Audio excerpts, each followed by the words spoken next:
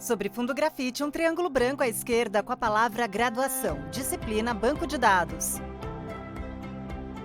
Olá, eu sou o professor Eduardo Santarém, nós vamos dar continuidade à nossa disciplina de Banco de Dados. Hoje nós vamos tratar especificamente sobre a primeira parte de normalização. Então, o que é normalização? Normalização é um processo de qualificar o nosso projeto de banco de dados. E aí nós vamos ver que a gente tem algumas regras, algumas tarefas para fazer para poder melhorar o processo de qualidade do nosso banco de dados. José Eduardo Santarém II, professor. A tela se divide entre a apresentação de slides à esquerda e a miniatura da janela de vídeo do professor à direita. O primeiro slide mostra o nome da disciplina e o tema da aula, Normalização, parte 1. A primeira coisa que a gente tem que saber, quando a gente vai falar de qualidade, vai falar de normalização, é justamente o que são as dependências funcionais. E o que é dependência funcional? É uma restrição imposta a dois conjuntos de atributos de um banco de dados. Essa restrição é definida pelo projetista do banco de dados. E como que ele faz isso? A partir da observação do mundo real. Olhando para o mundo real, ele consegue, a partir disso, trazer essas dependências funcionais para o banco de dados. Então, na verdade, ela é uma ferramenta que permite estabelecer uma formalização para a avaliação de qualidade do nosso projeto de banco de dados. Novo slide com o título Dependências Funcionais, seguido de 3 tópicos lidos pelo professor com destaques em laranja. Uma restrição que é estabelecida pelo projetista de banco de dados e formalização para avaliação da qualidade. Novo slide com o título Dependências Funcionais e o texto. Suponha que nosso esquema de banco de dados relacional possua os atributos A, B, C e D, e que ele seja composto de um único esquema de tabela, universal, igual, entre chaves e separados por vírgula, A, B, C, D. Na parte inferior, à esquerda, uma tabela nomeada universal com os campos laranjas A, B, C e D. À direita, a segunda tabela, nomeada uma instância ou estado do esquema universal. Os campos laranjas A, B, C e D nomeiam as 4 colunas. Abaixo, 4 linhas cinzas são preenchidas. Linha 1, A1, B1, C1, D1. Linha 2, A1, B2, C2, D2. Linha 3, A2, B2, C2, D3. Linha 4, A3, B3, C2, D3. E eu quero mostrar aqui, começar mostrando um exemplo sobre dependência funcional para a gente compreender como é que funciona a dependência funcional. Então aqui nós temos um esquema de banco de dados relacional, e esse esquema, que eu chamei de universal, tem os atributos A, B, C e D. Então quando a gente olha para esse esquema de banco de dados, e a gente tem aqui ele circula a tabela universal. A estrutura nossa, o esquema do banco de dados universal, aqui nós temos uma instância desse banco de dados. Ele circula a segunda tabela. Percebam que eu trouxe aqui informações com pouca semântica, que é justamente para descaracterizar a semântica. Eu quero mostrar para vocês a partir do quê? A partir da compreensão de uma estrutura básica com um conjunto de dados básicos sem relação nenhuma para vocês conseguirem compreender melhor o que é a dependência funcional. Novo slide com o mesmo título, Dependências Funcionais, seguido da tabela da instância do esquema universal apresentada no slide anterior. Na segunda e terceira linhas estão destacados em amarelo. Na coluna B, as 2 ocorrências de B2 e na coluna C, as 2 respectivas ocorrências de C2. Abaixo da tabela, a notação B, seta para a direita, C. E o texto? Para os pares de registros nos quais os valores do atributo B são iguais, R2 e R3, os valores no atributo C também são iguais? Sim, a instância de relação é válida. Aqui a gente tem, olha só, eu tenho um B que leva a C. Então, toda vez que vocês encontrarem esse desenho aqui, ele circula B, seta C. Porque eu estou dizendo que a dependência funcional B que leva a C. Ou então eu posso dizer que C é dependente funcionalmente de B. Se a gente olhar para esse banco de dados aqui, eu estou dizendo que B leva a C, então toda vez que eu repetir alguma informação no atributo B, essa informação também tem que ser repetida no atributo C. Então olha só, aqui eu tenho um valor B2, e aqui eu tenho C2. Aqui eu tenho de novo B2 e aqui eu tenho de novo C2. Ele circula os elementos destacados da segunda e da terceira linha. Isso podia ser cidade, estado, isso podia ser produto, nome de produto, podia ser qualquer outra informação.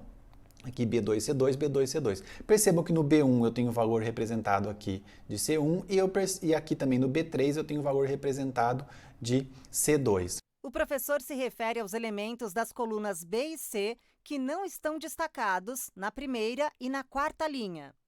Olha só o que está escrito aqui embaixo. Para os pares de registro, nas quais os valores de atributo B são iguais nos registros 2 e 3, os valores no atributo C também são iguais? E aí, sim. Então, essa instância aqui é válida, essa instância dessa tabela é válida, ou seja, eu estou cumprindo, né, com a minha proposta de dependência funcional, que é o B leva a C. Toda vez que eu tiver um determinado valor em B, eu vou ter o mesmo valor em C. Eles vão acompanhar.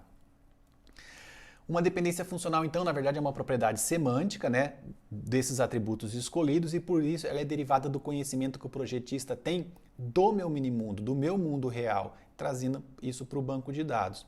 O principal uso das dependências funcionais, pessoal, é descrever um esquema de tabela de forma mais detalhada, por meio das especificações de restrição nos atributos que devem ser garantidos todo o tempo. Lembrando que muitas vezes, né, essa dependência funcional ela vai ter que ser implementada por meio de funções pelo programador. Então, é uma instrução que eu tenho para que ela seja refletida no banco de dados e às vezes cabe ao programador, né, fazer com que isso seja executado. Bom, eu vou mostrar aqui então, considerando os esquemas abaixo, são esquemas de baixa qualidade, tá? Então não pense que esses esquemas foram normalizados, não, são esquemas de baixa qualidade. Então vejamos quais dependências funcionais a gente gostaria de estabelecer. Novo slide com duas tabelas. A primeira é nomeada funcDepto, com os campos funcIdent, sublinhado, funcNome, funcDTNASCE, endereço, depto-número, depto-nome, depto-GIdent. A segunda tabela é nomeada funcProj, com os campos funcIdent, sublinhado, funcNome, horas, prognúmero, sublinhado, prognome, proglocalização. Então eu tenho aqui uma tabela funcDepto e uma tabela funcProj, tá? E aí vamos olhar como que eu construo aqui essas dependências funcionais. Novo slide com a tabela funcDepto e conjuntos de setas embaixo. O primeiro campo, funcIdent, sublinhado, dá origem às setas que apontam para cada um dos outros campos. As setas de depto-número, depto-nome e depto-GIdent destacam-se em um segundo conjunto de setas. Abaixo da tabela, a notação. funcIdent, seta para a direita, abre chave, funcNome, funcDTNAS, endereço, depto-número, fecha chave. Em seguida, depto-número, seta para a direita, abre chave, depto-nome, depto-GIdent, fecha chave. Então eu digo que a dependência funcional aqui, eu digo que funcIdent, tá, leva a funcNome, a funcDTNascimento, a endereço, a departamento número, ou seja, essa linha aqui, ó, eu tenho. Ele indica funcIdent e os demais campos. Esse atributo que leva a esse, leva a esse, leva a esse aqui, leva a esse aqui. Ou seja, toda vez que eu tiver esse funcIdent, eu vou ter o mesmo nome, a mesma data de nascimento, o mesmo endereço, o mesmo departamento número. Isso faz sentido, né? Então, quer dizer, é o mesmo identificador, que podia ser um CPF ou o código do funcionário, eu vou ter as informações relativas a ele ali na continuidade. E eu tenho uma outra dependência funcional, que é o departamento número, tá aqui, ó. Ele indica o campo depto-número. Então, o departamento nome e o departamento GIdent acompanham, né, o departamento número. Então, quando eu tenho o departamento número, o departamento nome é dependente funcionalmente do departamento número e o meu departamento GIdent, que é o número do meu gerente, né, também acompanha o departamento número. Tá? Então, eu estou dizendo que essas dependências funcionais têm que acontecer no meu projeto. Novo slide com a tabela func-proj e conjuntos de setas embaixo representados pela notação. Abre chave, func-ident, proj-número, fecha chave, seta para a direita, horas. Func-ident, seta para a direita, func-nome. Proj-número, seta para a direita, abre chave, proj-nome, proj-localização, fecha chave. Bom, aqui eu tenho um pouco diferente como que estão projetadas nessa outra tabela, na func-proj, as minhas dependências funcionais. Então eu tenho aqui, olha só, a primeira é func-ident, func-proj, func-ident e proj-número. Então eu tenho aqui func-ident e proj-número, tá? Leva horas, tá aqui, ó, é isso aqui, ó, leva horas. O professor destaca duas setas que apontam para horas. A primeira parte de func-ident, a segunda parte de proj-número. Por quê? Eu estou dizendo que quando eu tiver o identificador do funcionário, o identificador do projeto, o número, tá? A quantidade de horas que o funcionário trabalhou. Então, a horas tem que estar dependendo funcionalmente desses dois atributos.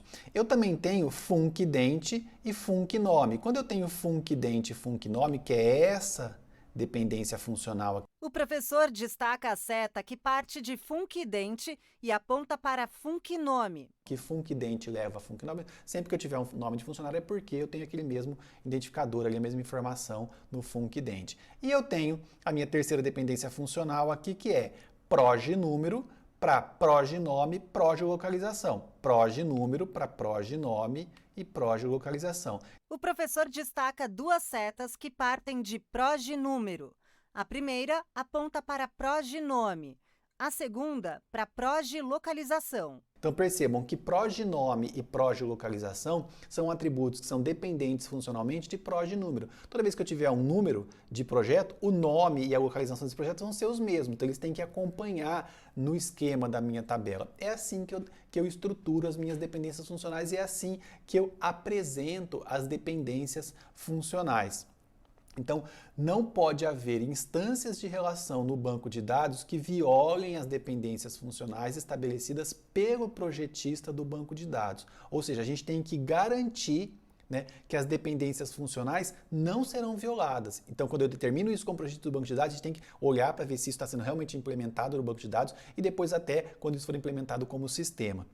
E o preferível, né, pessoal, é sempre estabelecer um bom projeto de banco de dados. Percebam que eu trouxe para vocês aqui, né, o que eu chamei de uma instância, de um esquema de baixa qualidade. Mas o ideal é que quando você segue as regras lá do modelo de relacionamento, do modelo relacional, provavelmente, a hora que você chegar aqui nas dependências funcionais, né, e que você chegar na parte de normalização, você vai ter poucos ajustes para fazer, mas ainda pode ser que existam alguns.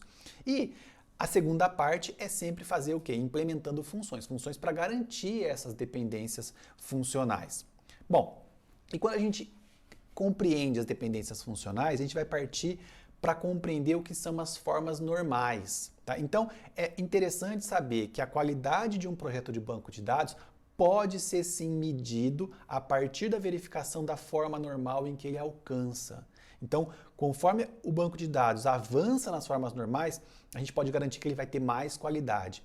E nós vamos tratar especificamente aqui nessa disciplina 4 formas normais. A primeira forma normal, a segunda forma normal, a terceira forma normal e a BCNF, ou a forma normal de Boyce Code. O que acontece? A gente compreende que se um banco de dados atingir a terceira forma normal, pelo menos, ele está num bom nível de qualidade.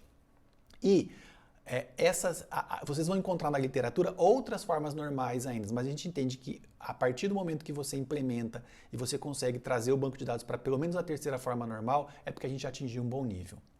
Bom, o processo de normalização é dirigido pela informação referente às dependências funcionais e às chaves, né, que a gente tem no esquema das tabelas. Então é para isso que a gente vai olhar para conseguir aplicar a normalização. Então é um processo de análise e adequação dos esquemas das tabelas com o objetivo de minimizar redundâncias e anomalias de inserção, de exclusão e de alteração. É para isso que serve a forma normal. A partir do momento que você tem a estrutura, né, a hora que você começa a alimentar o banco com dados, montar o esquema, montar a instância do banco de dados, vamos começar a olhar para isso e ver se realmente ele está seguindo o que a gente tem nas dependências funcionais e o que as formas normais estruturaram. Bom, a normalização, então, né, no processo de normalização, esquemas de tabelas que não satisfazem certas condições são decompostos em esquemas de tabelas menores, que satisfazem as tais condições e ainda possuem algumas propriedades desejáveis. Vamos perceber que o processo de normalização é sempre pegar, às vezes, uma tabela maior, né, e transformá-la em tabelas menores para que a gente consiga melhorar o processo de compreensão e estruturação delas. A forma normal de uma tabela é a mais alta forma normal cujas condições estão atendidas. Então eu digo o seguinte, numa tabela, se aquela tabela, né, chegou até a forma normal 2, até a forma normal 3, eu digo que então essa tabela está normalizada na forma normal 2 ou na forma normal 3. Já a forma normal de um banco de dados é aquela referente à sua tabela mais baixa de forma normal. Se eu tenho várias tabelas, em terceira forma normal na BCNF, mas eu tenho uma só lá na segunda forma normal, pode dizer que o meu banco de dados está normalizado na segunda forma normal. Sempre eu pego a mais baixa de todas as tabelas. E aí, portanto, saber que considerar apenas as formas normais não garante que o projeto de banco de dados está bom. Né? É ainda preciso considerar algumas outras propriedades adicionais. Quais são essas propriedades? Bom, o processo de normalização estudado será realizado por meio de decomposição dessas tabelas. Então eu falei, pega as tabelas maiores e vai decompondo em tabelas menores. Essa decomposição deve sempre garantir a propriedade de junção sem perdas. Então, é uma propriedade necessária. Quando eu desconstruo as tabelas, quando eu descomponho elas, né, eu tenho que manter a possibilidade da ligação, né, da conexão, da junção, sem haver perdas. E uma outra coisa que eu tenho que procurar preservar são as dependências funcionais. Essa é uma propriedade desejável. Nem sempre você vai conseguir garantir, né, as dependências funcionais, mas quanto mais você conseguir fazer, melhor. A gente vai ver exemplo, tem hora que você não consegue garantir a dependência funcional.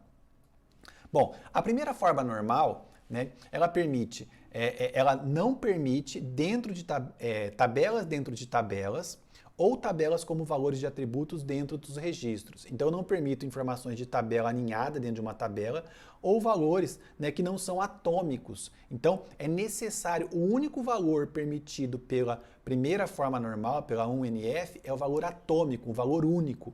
Novo slide com o título Formas Normais e a tabela depto, que tem os campos número, sublinhado, nome, G-idente, localizações, destacado em vermelho. Tá, então, pegar um exemplo aqui da minha tabela departamento, ela tem um campo aqui que é localizações, tem um atributo localizações, que a gente sabe que isso aqui... Ele circula localizações. Não é um valor atômico, é um valor multivalorado. Então, o que vai acontecer? Aqui, quando a gente trata esse campo como multivalorado, a gente sabe que esse esquema, que essa tabela, né, departamento, ela não está, né, cumprindo com a primeira forma normal. Então, o que a gente vai ter que fazer? Vamos aplicar a forma normal. Olhando para isso aqui, como que a gente teria essa tabela departamento com esse campinho localizações? Olha só. Novo slide. Na parte superior, repete-se a tabela depto com o último campo localizações, identificado como atributo multivalorado.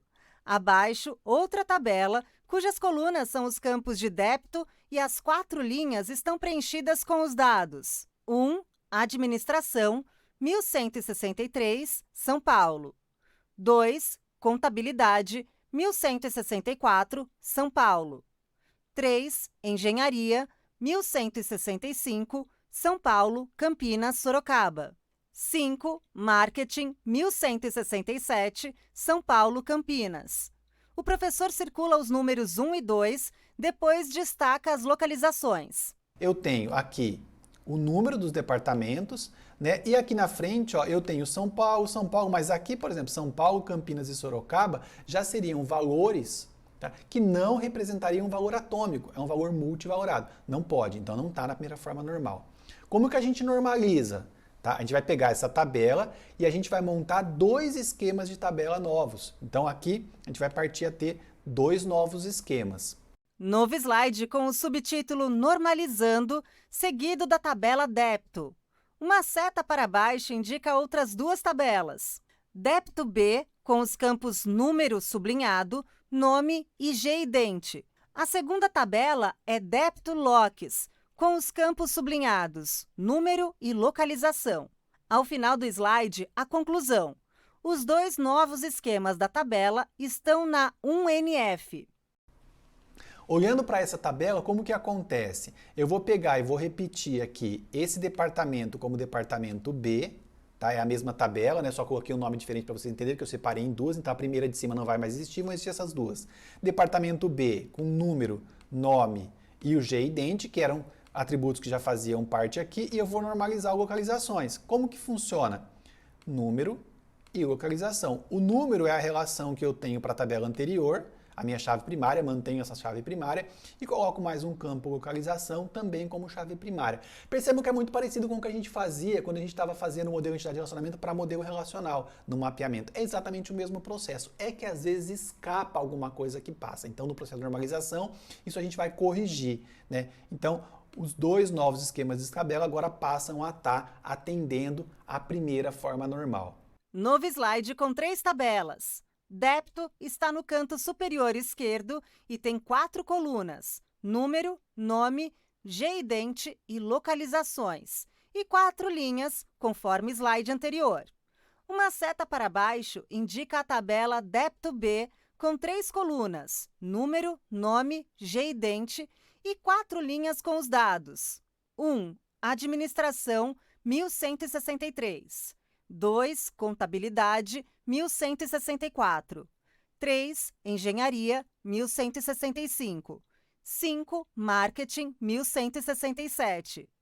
Outra seta parte de débito e aponta para a direita para a tabela Débito Loques, com os campos sublinhados número e localização e 6 linhas com os dados. 1. São Paulo. 2. São Paulo. 3. São Paulo. 3. Campinas. 3. Sorocaba. 5. São Paulo. 5. Campinas. E agora como que ficaria? A minha tabela que antes era departamento, ela fica assim. Ela vai ter um departamento LOCS de localização e ela vai ter um departamento B. Essa aqui deixa de existir. O professor risca a primeira tabela, débito, com um X. Ok? Então eu passo a ter um departamento sem ter aqui nenhum campo multivalorado, e os campos multivalorados, né, eles são decompostos aqui, né? Então eu tenho o departamento 1 é São Paulo, aqui o departamento 3 é São Paulo, departamento 3 Campinas, departamento 3 Sorocaba. Fiz a primeira forma normal. Um outro exemplo aqui de valor atômico é quando eu tenho uma tabela aninhada dentro de outra. Novo slide com o título Formas Normais e o texto. Primeira forma normal, 1NF. Não permite tabelas dentro de tabelas ou tabelas como atributos dentro dos registros. O único valor permitido pela 1NF é o valor atômico. Abaixo, uma tabela nomeada FuncProj com os campos idente, sublinhado, Fnome, Pnúmero, horas. Percebam que aqui, ó, né, eu estou tratando de FuncProj. Então eu tenho, nesse caso aqui, nesse exemplo 2, olha só, eu tenho como se fosse uma chave parcial aqui, né, que é o meu P-número, é o número do projeto. Então eu tenho identificador, né, do funcionário do projeto e eu tenho o P-número. E eu tenho aqui esse campinho horas aqui, ó, que depende do meu P-número. Isso quer dizer o quê? Que eu tenho, está se apresentando aqui uma tabela dentro da outra. Eu tenho uma relação aninhada. Eu vejo claramente que existem duas tabelas que podem ser separadas aqui. Novo slide com a tabela FuncProj, cujos dois últimos campos, P-número e horas, estão sombreados e são identificados como relação aninhada. Idente é a chave primária e P-número é chave parcial. Abaixo, uma tabela com as colunas idente, Fnome, P-número e horas. As linhas são preenchidas com 3 registros, sendo que P-número de alguns é subdividido em 2 linhas. 1163, Cláudia, P-número 1, 32,5 horas. P-número 2, 7,5 horas. 1164, Moacir, P-número 3, 40 horas. 1165, Caio, P-número 1, 20 horas. P-número 4, 20 horas. Então, olha só como que isso ficaria se eu fosse criar uma instância. Eu teria aqui, por exemplo, olha só, eu tenho aqui ó, uma tabela dentro de um registro, é uma tabela dentro de outra. Então eu preciso separar isso aqui, porque um funcionário pode trabalhar em vários projetos. E aí como é que eu vou colocar essa informação? Como é que eu vou destrinchar essa informação? Então quando eu tenho tabelas alinhadas, eu tenho que aplicar a primeira forma normal. Para aplicar, eu vou partir de uma tabela, tá, para montar dois novos esquemas de tabela. Novo slide com a tabela FuncProj, que se transforma em outras duas tabelas embaixo. FuncProj 1, com os campos idente, sublinhado, e fnome. FuncProj 2, com os campos idente, sublinhado, pnúmero, sublinhado e horas. No final do slide, a conclusão. Os dois novos esquemas da tabela estão na 1NF. Como que ficaria isso? No primeiro, eu pego a primeira parte aqui e trago para uma nova tabela. O professor circula idente e fnome da tabela FuncProj e aponta para a tabela FuncProj 1. Em seguida, circula pnúmero e horas da tabela FuncProj e puxa uma seta até a tabela FuncProj 2. E na segunda tabela eu pego essa segunda parte e trago para essa segunda tabela. Lembrando que eu tenho que manter a relação aqui, ó. Então eu tenho que manter esse campinho aqui. O professor destaca os campos idente das tabelas FuncProj e FuncProj 2. Que é o atributo que faz a relação de chave, né, com a minha tabela principal. Então, a partir de agora, na verdade, ele não está mais com esse, né, ele está com esse aqui, ó. Ele destaca os campos idente das tabelas FuncProj 1 e FuncProj 2. E eu fazendo essa relação, eu tenho identificador nome na tabela FuncProj e eu tenho na FuncProj 2 identificador, pnúmero e horas. E agora eu posso dizer que essas duas tabelas estão na primeira forma normal. Novo slide com as três tabelas preenchidas com dados. FuncProj com as colunas idente, sublinhado, fnome, pnúmero e horas.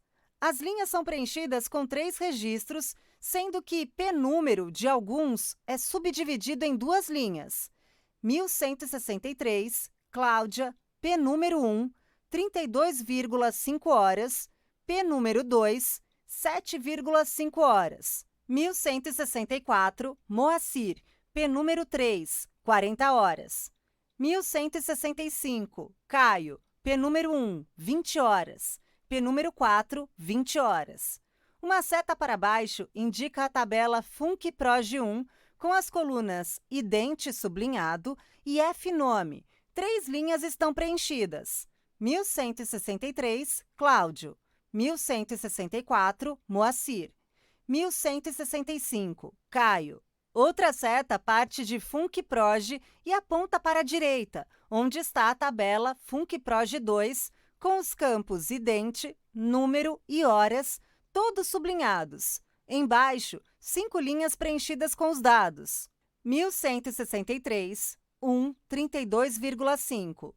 1163, 2, 7,5. 1164, 3, 40. 1165, 1, 20. 1165, 4, 20. No canto inferior direito do slide, a frase. Os dois novos esquemas da tabela estão na 1NF. Olha só como é que ficou. Essa tabela que não vai existir mais, porque ela não podia ter isso aqui. O professor faz um X sobre a tabela FuncProj, onde destaca os 2 pnúmeros de Cláudia, idente 1163. Ela passa a ser uma tabela FuncProj 1, que eu tenho identificador e nome separadinhos bonitinhos, e eu tenho aqui o identificador, o número do projeto e a quantidade de horas. Percebam que aqui, ó, aquele problema que eu tinha anteriormente, eu não tenho mais. Na tabela FuncProj 2, o professor circula os dados das 2 primeiras linhas, ambas com idente 1163. Para cada funcionário, eu tenho o número do projeto que ele trabalha e a quantidade de horas. Então, aqui, agora eu posso dizer que os meus 2 esquemas estão na primeira forma normal. Novo slide com a referência bibliográfica. Eumasri Ramez, Navat Chankanbe, Sistemas de Banco de Dados, Pearson, 7ª edição, 1128 páginas, 2018. A janela de vídeo do professor fica em tela cheia. Bom, pessoal, espero que tenham compreendido.